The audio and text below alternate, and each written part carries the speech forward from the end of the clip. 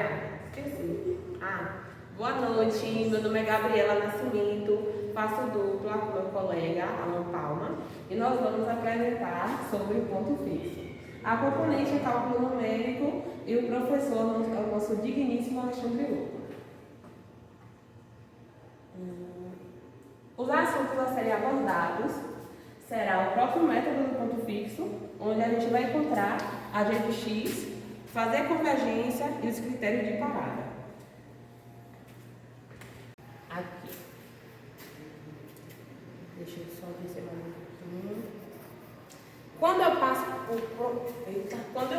para o ponto fixo, eu digo que ele serve para a solução numérica de equações de uma variável real. Eu sei, pela definição da função, se ela é do conjunto dos reais para os reais ou do conjunto dos reais para uma dimensão maior. E ela vai nos ajudar a encontrar o ponto fixo de equações mais complexas. Então, a gente vai usar o seguinte exemplo.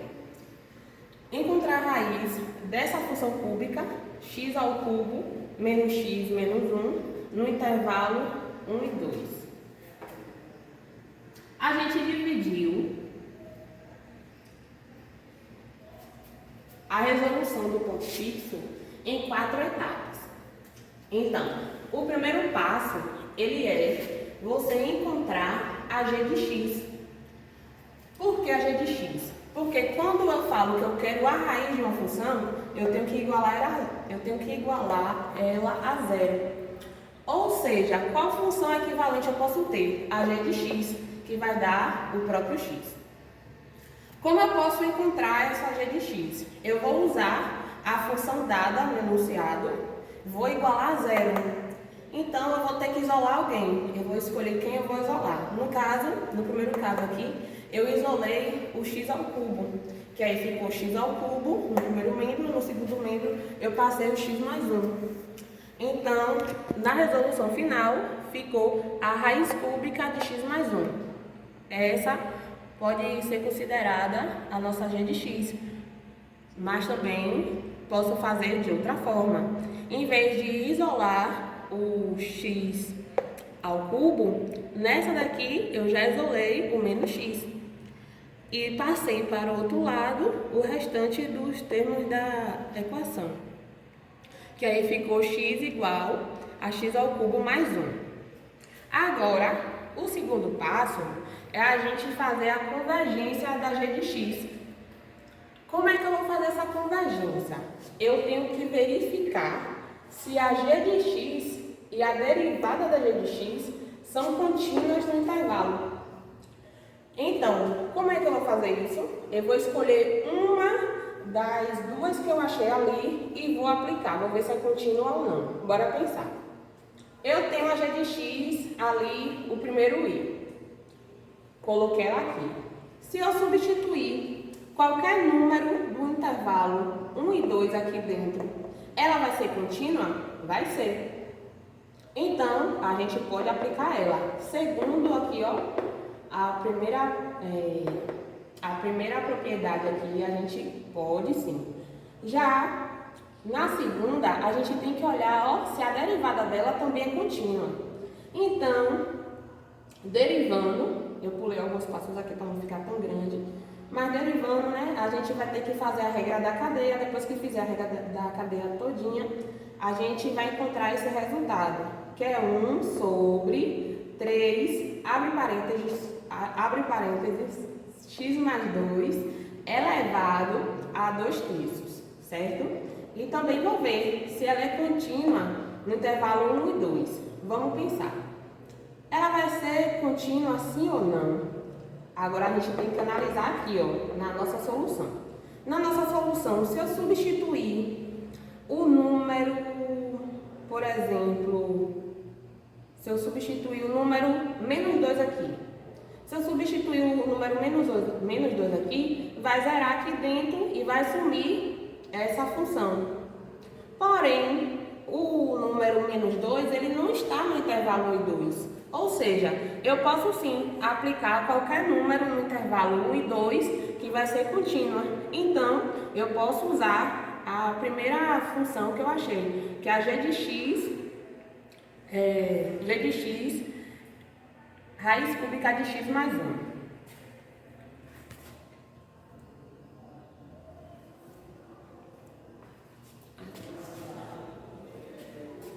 Aqui ainda faz parte do nosso primeiro passo. Porque no nosso primeiro passo, ou no nosso primeiro passo não, no nosso segundo passo, a gente vai olhar se o módulo da g de x, da derivada da g de x, ela é menor ou igual a x, e x tem que ser menor que 1. Então, fazendo de novo todo aquele processo de inequação nesse caso, eu vou verificar que o meu x, ele vai ser maior que menos 0,81. 81 centésimos.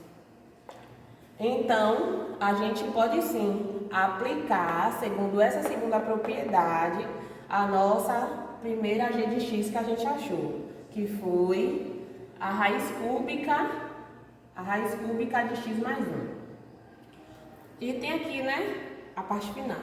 Logo, x pertence ao intervalo 1 e 2 e achamos que x ele é maior que menos 0,81 centésimos, então é válida. Já que a gente já conseguiu o primeiro passo, o segundo passo, a gente agora vai para o terceiro passo. No terceiro passo, a gente vai repetir aqui somente os dados que a gente vai usar, certo? Aqui é a nossa função lá do enunciado, aqui é a função que a gente vai usar, o nosso intervalo, e aqui é o erro. O erro 1, o erro 2 e 0,01 são iguais, ou seja, o erro 1 é igual ao erro 2, que equivale a 0,01. Então, a gente vai fazer agora as iterações do g de x, certo? Como é que eu começo essa iteração? Eu tenho que primeiro fazer um chute inicial.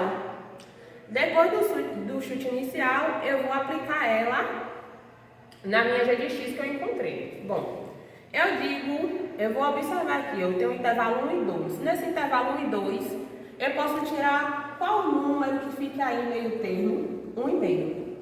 Bom, eu vou usar o 1,5 como o meu x inicial. Então, o meu x1, ele vai vir aqui, ele vai equivaler a g de x com o x inicial, que a gente está falando aqui, e a gente vai usar a g de x, que a gente tinha falado anteriormente, que é válida. Pronto, só fiz uma substituição. Onde tinha x, eu coloquei o meu x inicial, que foi 1,5, que aí ficou 1,5 mais 1, que somando isso aqui, vai ficar 1,3572.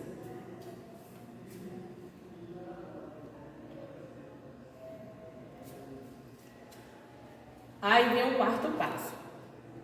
No quarto passo, de novo, anotei os meus dados que eu estou usando para poder fazer as interações. Porém, eu tenho que lembrar que, além de fazer as interações, eu preciso ter os critérios de parada. Quais são os critérios de parada? O novo x encontrado menos o x anterior deve ser menor que o erro 1. E o segundo é, o módulo da função com o novo x encontrado deve ser menor do que o erro 2. Matematicamente, a sentença matemática disso aqui vai virar isso aqui. Exatamente isso aqui. Aquele g de x que a gente encontrou, a gente vai fazer a subtração dele com o x que a gente tinha usado anteriormente. E ele tem que ser menor que o erro 1. E aqui também equivale para o segundo critério. Aplicando, a gente vai fazer assim. A gente achou naquela hora que 1,3572 seria o nosso novo x. E o x encontrado anteriormente lá no chute era 1,5. Então, a gente vai fazer a subtração disso aqui e depois tirar o módulo, segundo o critério de parada.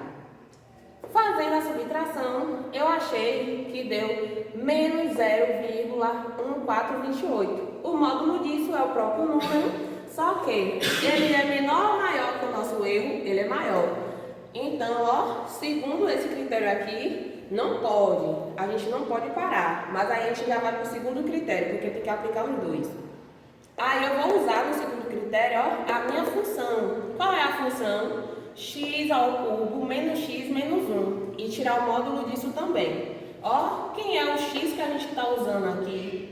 É 1,3572. Ó, vou só substituir. Fiz a substituição. E isso aqui, depois que eu fiz a subtração, tirei o módulo, deu 0,1427, que ainda é maior que o nosso erro, então não pode parar, tem que continuar.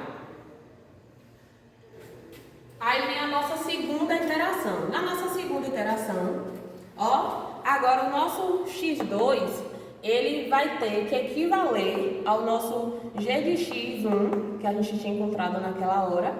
E agora vou substituir aqui para poder encontrar quem é o meu x2. Depois que eu faço a substituição, faço a soma, encontro a raiz, ó, dá 1,3309. Pronto. Agora eu vou usar o critério de parada, o 1 e o 2. No critério 1, eu achei que o resultado deu 0,0263, que é maior do que o nosso erro. Então, ó, segundo o primeiro critério, eu não posso parar. Aí, já no segundo critério, ele deu que o resultado seria 0,0265, que também é maior que o erro 2. Então, segundo o nosso segundo critério, a gente não pode parar de calcular aqui. Então, da segunda iteração, eu vou partir para a terceira. Observe, ó, que segundo as iterações que eu estou fazendo, o meu x, ó, ele vai acompanhando a graduação da iteração, o meu x vai acompanhando ela.